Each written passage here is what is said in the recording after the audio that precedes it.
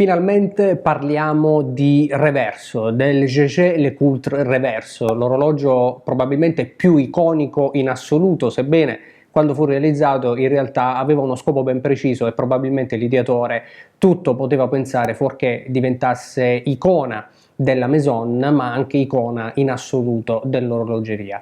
Oggi vediamo una referenza peraltro particolare, come sempre da Giulio Chiossone, che ci fa vedere sempre orologi straordinari. Tra qualche secondo però, dopo la sigla. Iniziamo.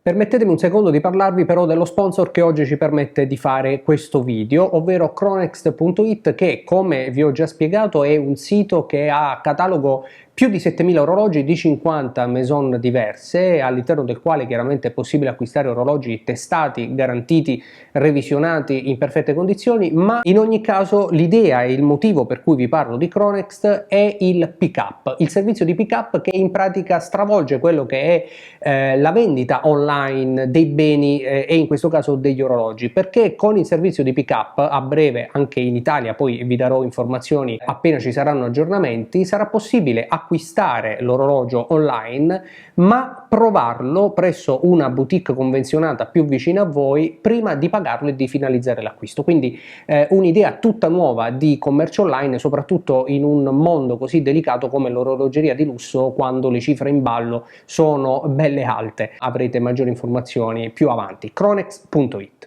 Prima ancora del reverso, la Maison Jaeger-LeCoultre è tra gli appassionati emblema di altissima orologeria per motivi ben precisi. Naturalmente non soltanto per il reverso, pur rappresentando una icona dell'orologeria anche moderna, ma soprattutto per la grande tecnica e per la grande maestria orologera che la Maison ha sempre avuto. Jaeger-LeCoultre infatti è autrice di tantissimi calibri utilizzati anche dalle più prestigiose maison dell'alta orologeria. Basti pensare al calibro 920 di cui abbiamo parlato anche nella presentazione, nella recensione proprio del Audemars Piguet gommino, l'offshore, insomma la edizione sportiva del Royal Oak.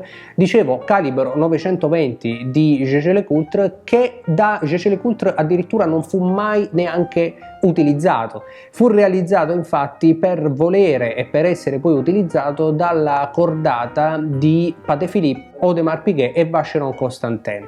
Questo per farvi capire qual è il livello di tecnica raggiunto da Jaeger-LeCoultre nel corso degli anni, nel corso di più di un secolo di storia. Infatti la Maison nasce nel 1833, ma le creazioni tecniche di Jaeger-LeCoultre sono tantissime e sono anche assolutamente incredibili e probabilmente superiori a tantissime altre maison, probabilmente superiori a tutte le altre maison dell'alta orologeria. Jaeger-LeCoultre ha creato meccanismi, ha creato calibri che ancora oggi sono assolutamente inarrivabili per chiunque altro. Basti pensare al Giro Tourbillon o ancora agli Ibris Meccanica che Jaeger-LeCoultre realizza ormai da alcuni anni, che ha anche presentato recentemente, di cui abbiamo parlato in un precedente video alcune settimane fa, che vi invito a vedere, vi lascio qui il link nelle schede. Ibris Meccanica in questo caso di un reverso che contiene 4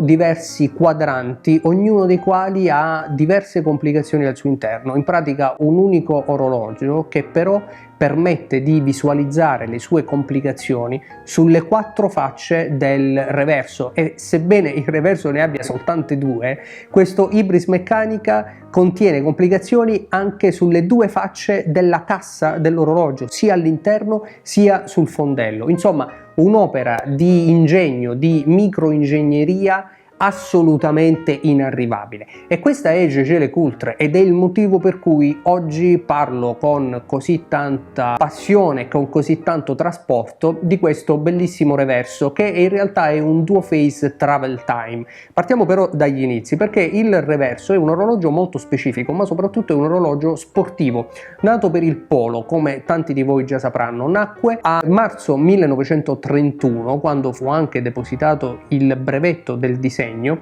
ed è un orologio che nacque da un viaggio in India che fece il suo ideatore, dove gli fu raccontato che i giocatori di polo rompevano durante le partite i loro orologi, e così inventò questo orologio che, grazie a un sistema basculante, consentiva di girare il quadrante all'interno della carrure in maniera tale da proteggerlo da eventuali colpi. Nacque così appunto il reverso in pieno stile Art Deco, che poi è rimasto del tutto invariato fino ad oggi, tant'è che da orologio sportivo naturalmente è diventato invece orologio sinonimo di eleganza. Nonostante il suo animo prettamente sportivo, però il reverso ha poi visto nel corso dei decenni tantissime, innumerevoli, infinite quasi declinazioni, sia dai monophase, cioè gli orologi che girandosi hanno la possibilità di proteggere il quadrante, sia i duo phase che, come in questo caso, invece dall'altra parte hanno un'altra complicazione. E qui c'è il bello, c'è la grande esperienza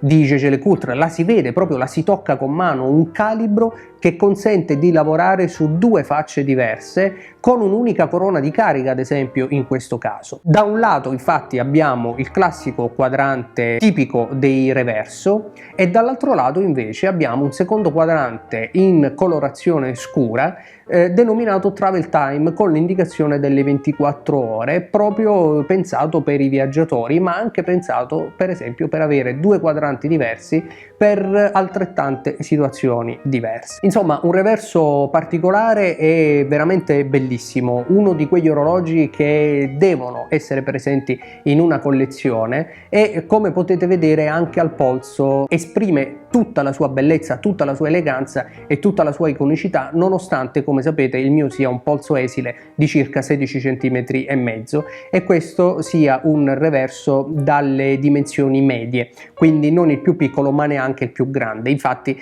le dimensioni dei vari reverso e delle varie declinazioni dell'orologio sono diverse e naturalmente adatte ad ogni polso.